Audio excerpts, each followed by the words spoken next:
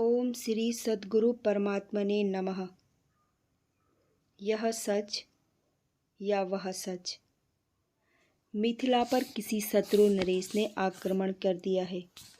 उसकी अपार सेना ने नगर को घेर लिया है। संग्राम छिड़ गया है।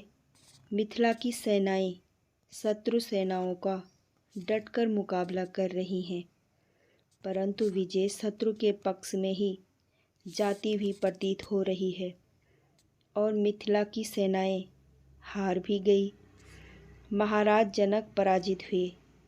विजयी शत्रु ने आज्ञा दी, मैं तुम्हारे प्राण तो नहीं लेता, किंतु तुम्हें आज्ञा देता हूँ कि तुम अपने सभी वस्त्राभूषण उतार दो और इस राज्य से निकल जाओ। राजा जनक ने अपने राजकीय वस्त्र और तमाम आभूषण उतार दिए। केवल एक छोटा सा वस्त्र कटी प्रदेश पर रह गया। जनक पैदल ही राजमहल से निकल पड़े। सोचा किसी नागरिक से आश्रय मांगेंगे, परंतु उनके सड़क पर आने से पूर्व ही यह राजाज्ञा सुनाई दी, निर्वासित जनक को जो भी नागरिक आश्रय या आहार देगा उसे प्राणदंड दिया जाएगा। विवश जनक ने उसी स्थिति में मिथिला प्रदेश की सीमा से बाहर जाने का निश्चय किया। फलतः कई दिनों तक अन्न का एक दाना भी पेट में नहीं गया। जनक अब राजा नहीं, एक भिक्षुक हैं। राज्य से बाहर अन्न क्षेत्र दिखाई देता है। जनक वहां पहुंच जाते हैं, किंतु अन्न क्षेत्र के द्वार बंद हो रहे हैं, क्योंकि सारी खाद्य सामग्री बढ़ चुकी है। जनक बड़ी दीनता से याचना करते हैं और अन्न क्षेत्र का अधिपति थोड़ा सा बचा हुआ चावल लाकर जनक की फैली हथेलियों पर रख देता है। इस दशा में वही वरदान प्रतीत होता है। उसे मुंह में रखने को हाथ आगे बढ़ाते ही हैं कि न जाने कहाँ से एक चील झपट पड़ती है और सारा चावल धूल में बिखर जाता है। हे भगवान! मारे व्यथा के जनक चीख उठते हैं और चीख के साथ ही उनकी निद्रा टूट जाती है, स्वप्न टूट जाता है, किंतु शरीर अभी भी पसीना पसीना हो रहा है। आसपास सोई रानियां और सेवक भी चीख सुनकर जाग उठे। जनक आंखें फाड़ फाड़ कर अपने चारों ओर देखने लगे। सुसज्जित शयन कक्ष, स्वर्ण रत्नों से लदा हुआ पलंग, दुग्ध फैंसी श्वेत कोमल सैया, रानियां पास खड़ी हैं और सेवक सेविकाएं भी हतप्रभ से उन्हें देख रहे हैं। स्वप्न का प्रभाव इतना गहन हुआ था कि जो भी सामने आते वे उसी से यह प्रश्न करते, यह सच या वह सच।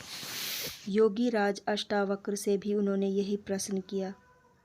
अष्टावक्र ने योग बल से इस प्रश्न के उद्गम को समझा और पूछा, महाराज, अब आप कटी प्रदेश में एक वस्त्र लपेटे अन्न क्षेत्र के द्वार पर भिक्षुक के वेश में दोनों हाथ फैलाए खड़े थे और अधिपति ने जब आपकी हथेली पर बचा हुआ चावल रखा था, उस समय यह राजभवन, आपका यह राजवेश, ये रानियां, मंत्रियों और सेवक सेविकाओं में कौन आपके पास था?